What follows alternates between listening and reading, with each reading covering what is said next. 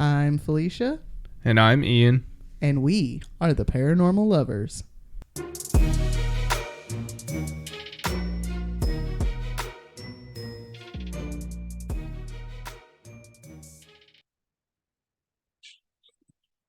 Hello, paranormal dudes, dudettes, and dudays. Welcome back to another episode of the Paranormal Lovers. Hi, guys. Hey, guys. Welcome back to another week. We have a Ian episode this week, episode 28. Yep. Got an interesting one for you guys. What'd you love about this week, babe? This week. What happened this week? Work, pretty much. Yeah, pretty much. Just worked. But I like that our first YouTube episode came out. That was cool. Yeah, our first actual video of ourselves. Yeah, that was nice. Yeah, it is nice. Hey, YouTube. So I'm loving that next week is our anniversary. Yeah. 8 years 8 married, years. Huh? 9 years together. Yeah. Lord have mercy. Let's see if we can do 2 more. Right? We'll see. Sure. Okay, today we're going to talk about the Balsam Mountain Inn, which is a local hotel that's, we both grew up, hearing about here. Yeah, now it's called the Grand Old Lady Inn, isn't it? Yeah, I'll get to that though. Okay. Now, before we do an episode on this haunted hotel, I should let you guys know that we are planning on doing an episode from the hotel at some point because it's so close to where we live that we could actually go there and hunt it. And, we both kind of grew up hearing stories, or well, I don't know if you have, but I grew up hearing stories about the hotel being haunted. Oh yeah, it's actually the first thing I wrote down when I started writing down topics for this podcast. Right. Excuse my voice too. I've been kind of sickly lately, so if my voice seems raspy, then that's why. Okay. Furthermore, we would like to. Oh yeah. Hold on. Lost my place in the notes. Now you guys might have heard us talk about the Balsam Mountain in our first episode, the episode on Boojum. But the Balsam Mountain Inn story begins with the local railroad line. Back in the 1860s, soldiers from the Civil War used railway trains to travel back and forth through North Carolina. The railroad that ran through North Carolina was torn apart and disassembled by Union soldiers whenever the war was over. In the mid-1880s, the railway was reconstructed to provide travel for passengers and commerce.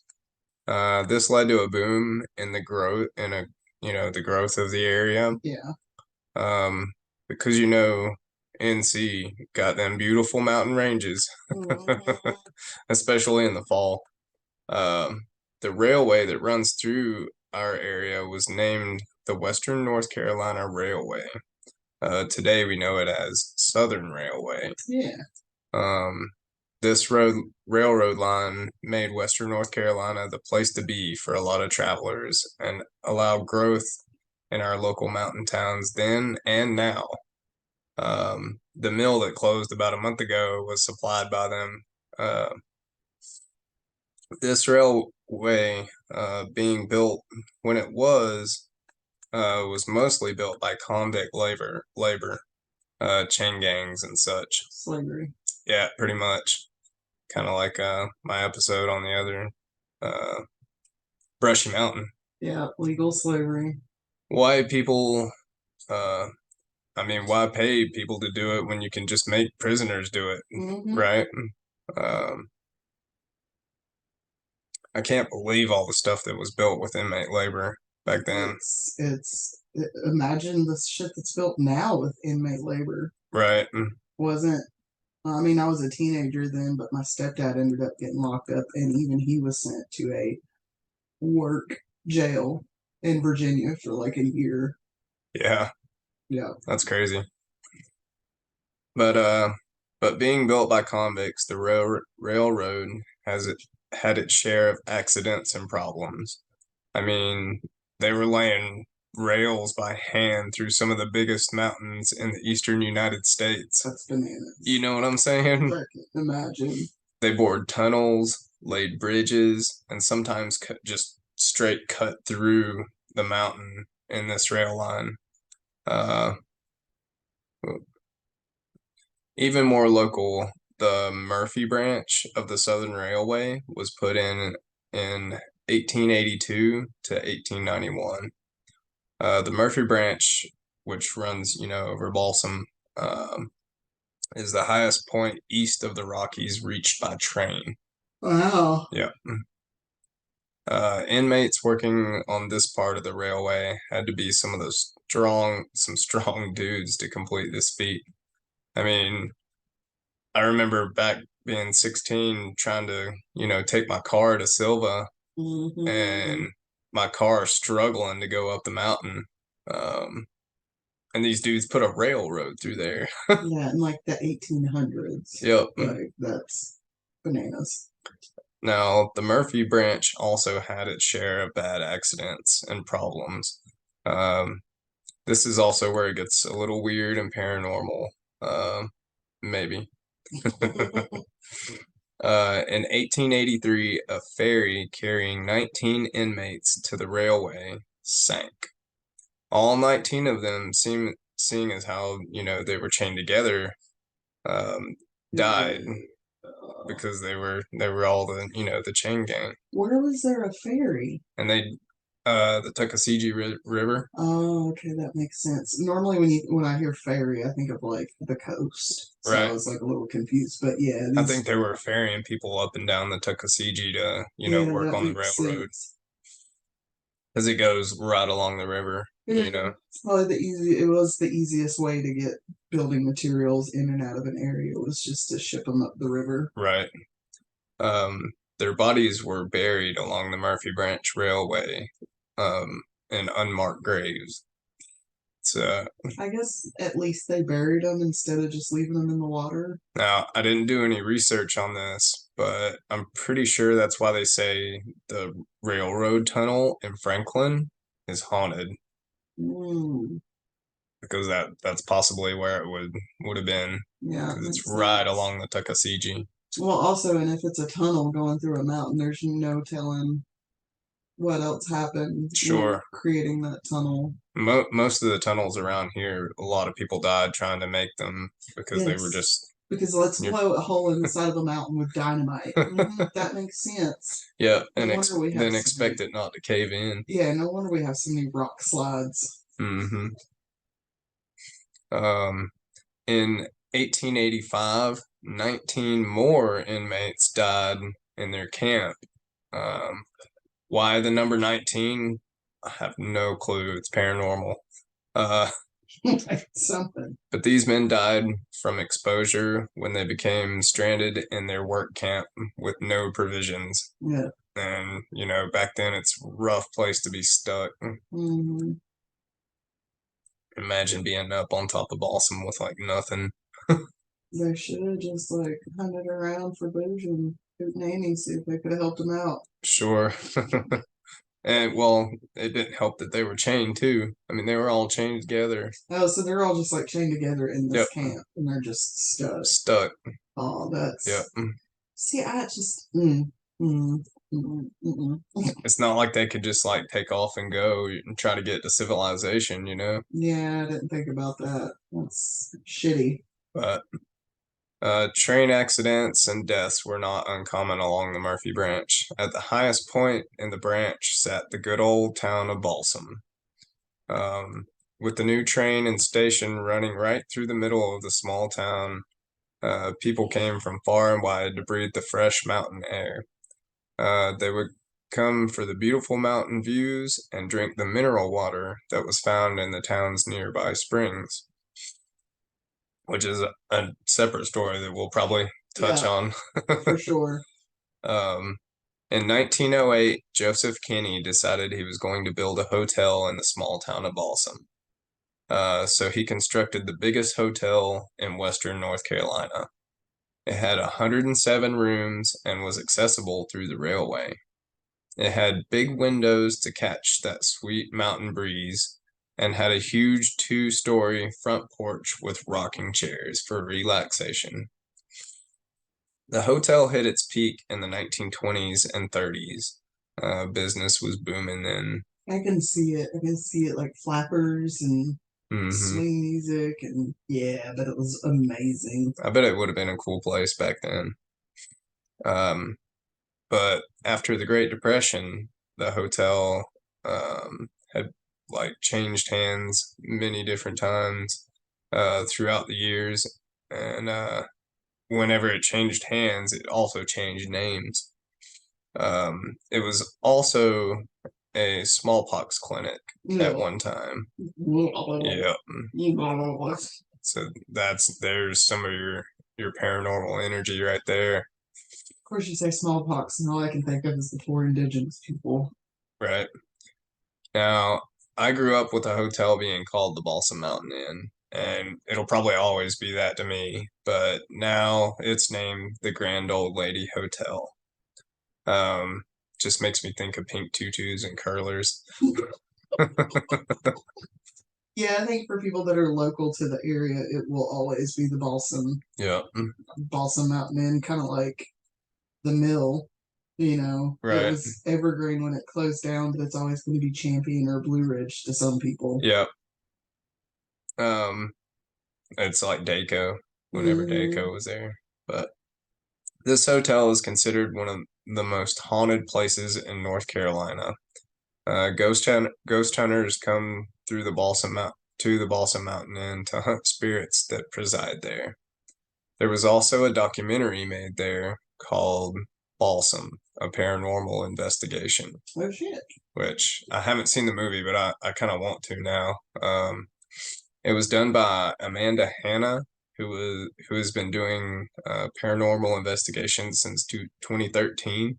Is she local? Yeah. That name sounds familiar. She says not many of them come close to what she experienced at the Balsam Mountain Inn. She said that there was moments during the filming where she was freaking out, man. Is that a direct quote? No, that was my take on a quote. Freaking out, man. Freaking out, man. Honestly, that would probably be me. I'm freaking out. It was directed and produced by NC native Tony H. Caldwell. I haven't heard that name, but I mean, there's a lot of Caldwells that I know, so right. With the isolation, or hold on, let me readjust these.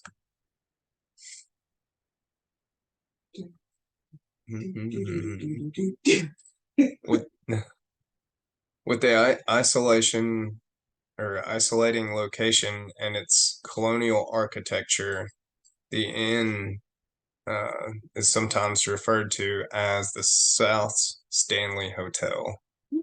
Yeah. The documentary that I was talking about was released back in 2021. It was a 3-night, 4-day exploration of the 40,000 square foot building. That's a lot of room. It doesn't look that big. It doesn't, does it? Like sitting at the community center, because there's like a little community center next to it. Mm-hmm. I had a friend that had a baby shower there. Looking at it, it does not look that big. No, it doesn't. Massive. The investigation was led by the actor and paranormal investigator Kane Hodder. You ever heard that name? No. Hodder. You guys might know who Kane is for his roles that he played as Jason Voorhees in Friday the 13th. Right. He's definitely a horror icon, but he's also been on like a bunch of different paranormal investigation shows, doing ghost hunts. But Kane was joined by Mark A. Richardson, Hannah, and her business partner Maeve Ibanez. Ibanez? Ibanez. I don't know. I know Maeve. I grew up and went to school with Maeve. That's pretty So cool. like she's a local that I do kind of know, That's kind of. pretty cool. Hey Maeve, if you're listening. The crew had free reign over the hotel back in 2020. If you guys want to go check out their documentary, you can. TLC Paranormal on YouTube also investigated the inn in 2018.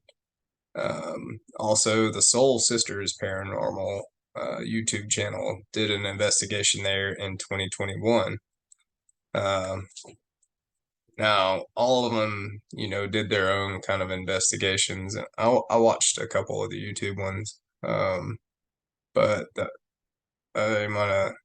There's a couple of different parts that I want to tell you guys about that I think is really, really cool about this place. The hotel itself, okay, when guests come to stay, they have a logbook for paranormal activities. That's cool. So like if you go there and you have something happen to you, then you can go down and to the lobby or whatever and write in their paranormal logbook. That's so cool. Now I couldn't find the book, but I'm sure it's got some really cool stories in it. It'll be something we can look at when we get over there to investigate. Sure, if they still have it there. I mean, I don't know. It's switched owners a bunch of different times. It has, but I feel like the people that currently own it do lean into the paranormal activity. I think so. I think So it seems like I think that the current owners are like definitely they could have gotten rid of it, but it kind of seems like shooting yourself in the foot. right, because it's something for people to come visit and see. Yeah. So one of the hotel's owners recently had they hung welcome signs above each door that supposedly is habited by a spirit. So like when you're walking down through there, you'll see the welcome signs at each room that's supposedly inhabited. Interesting. Yep, which is cool. That is cool. Room 205. That room is said to be haunted by the spirit of Claude Green. Now, Claude Green was a sheriff's deputy that had been shot back in 1928. Is it Green with an E? I didn't do it, but I did shoot the sheriff, but I didn't shoot the deputy. Is it Green with an E? It's Green. Okay. I didn't know if there was an E on the end of it, like right. my friend. He was said to have been brought to the room and then died soon after. Also, a third floor hallway is said to be haunted. They call it Henry's Hallway. People have heard knocks, bangs, slams, cracks, footsteps. Soul Sisters had a good compilation of like all of them. Like they set up a stationary recording device and like a couple different ones of them, and they caught like a bunch of different ones throughout the whole night. And like this place, like it doesn't have any TVs, so like there's not many electronics that are about a hotel without TVs. Right. I mean, I'm sure there's like lights, but I wonder if they got Wi-Fi. I don't know. I have no clue. I would hope so. Right. I know their kitchen looked pretty like up to date. Yeah. Like with like coffee like the Soul Sisters, they caught like a coffee maker turning on in the kitchen. But fun. Most of the there's been like disembodied voices that have been heard night and day in Henry's hallway. Most of the hallways, kitchen, and ballroom have plenty of the reports of things that have happened in them. The hotel originally had 107 rooms, but then was condensed. Oop, I skipped way too far down. I've done that before. That laptop's a little touchy sometimes. Right. The hotel originally had 107 rooms, but it was condensed down into like 50 rooms. Only 50. So back to the kitchen. The kitchen is said to be inhabited by a spirit named Lizzie. Um, so she presides down there in the kitchen. I don't know. Maybe. So then the Soul Sisters, they captured something in the kitchen too, like turning on and off a tea machine that was like not automatically set or nothing. Right. Probably wasn't even plugged in. It might not have been. Um, Guess Lizzie was trying to make some tea for the guest. yeah, and they caught lights. I'm pretty sure, like lights turning on and off. One of the rooms, a table turned itself over as well while they were there. Like it was kind of a what is it? A three-leg table that like went beside a fireplace, like an end table, and it had just like fallen flat on its face straight over while they were there. I don't like it when they weren't ghosties knock over stuff. And they weren't even around when it happened. They were like in a different room recording, and they were like, "What was that?"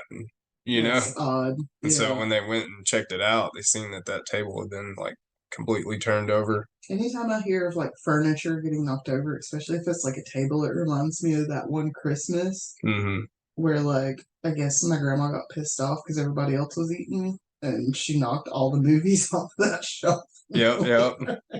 Yeah, kind of like that. Yeah. Yeah. Like, hey, pay attention to me. Right. Well, in another room, they were trying to capture stuff with an SLS camera. Do you know what an SLS camera is? I know what it is. I just can't describe it. It's that camera where they have like stick figures on it, and like if the camera senses something there, then it'll put like a stick figure on the on the display. It's wild. Yeah, it's kind of weird. I've seen some videos of it. So they were using an SLS camera and they caught like two spirits there. One of them like stayed there and kind of like interacted with them for what they were telling it to do, because there was a temperature sensor that they had that was close to where the little stick figure was.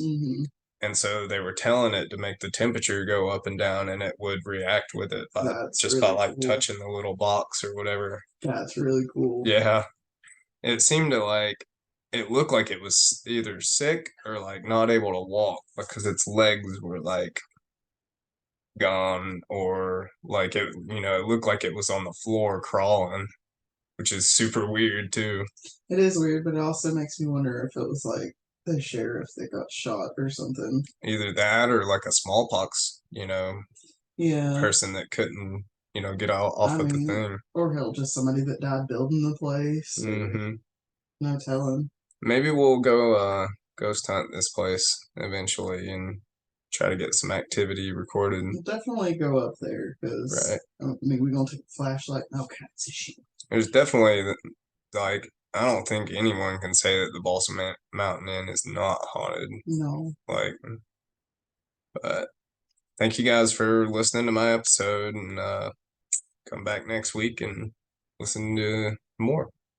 Yeah, that was a good job, Bill. Thanks. A little quickie for us this week. Yeah, it was a little short, but I want to say, isn't there also like, don't the rocking chairs move on the front porch sometimes? I'm sure they do. Like, I think I've heard that before. I don't know if that's just that one house over in Waynesville, but I think I've also heard that sometimes you'll just see the rocking chairs rocking by themselves. Right. On the porch. It is a beautiful place, though. If you ever get a chance to come up and visit, it's this big, beautiful yellow house. Yeah, definitely schedule you a visit there, because it'd be a great place to vacation. For other people. There's not much left up in Balsam nowadays by way of like shops or anything like that. I don't really think there's anything up there. Just some. No, the old general store that was there is closed down and just about abandoned. Yeah. And then I know there is that community center that sits across the railroad tracks from the hotel. There's the Thad Woods auction hall that they could come check out. Yeah, there is stuff going up there that you can check out. There's Waynesville's right there, and then there's antique shops and stuff a little bit. There's also Winchester Farms is up there, and you can actually go up to Winchester Farms. The apple orchard. And Barber's Orchard. Mm-hmm. Pretty cool. Well, great job, Bill. Guys, we appreciate you listening to us this week. Sorry.